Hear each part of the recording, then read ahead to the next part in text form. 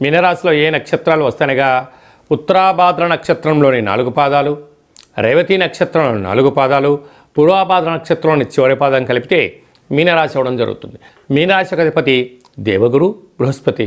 వీరికి ఏళ్లనాటి శని సంచార స్థితి జరుగుతున్న విషయం తెలిసినటువంటిదే. రాశిలోనే ఏడాది తర్వాత శుక్ర భగవానుడు రాహుతో కలిసి సంచారం చేయడం వలన బంగారు ఆభరణాలు, ల్యాప్టాప్లు, మెయిల్స్, మెసేజ్లు, ఓటీపీలు ఎంతో జాగ్రత్తగా పెట్టుకోగలగాలి. లేకపోతే నీ చుట్టూ ఉండబడిన వారే వాటిని తస్కరించబడే పరిస్థితి అధికంగా ఉంటుంది. తస్మా జాగ్రత్త. 3వ స్థానంలో గురు సంచార స్థితి ఉండడం వలన తల్లిదండ్రులతో, గురువులతో, అన్నదమ్ములతో, అక్కాచెల్లెలతో ప్రశాంతమైన వాతావరణాన్ని ఏర్పరచుకోగలిగితే అన్యోన్యత, ఆనందము మీ సొంతం కాబోతుంది.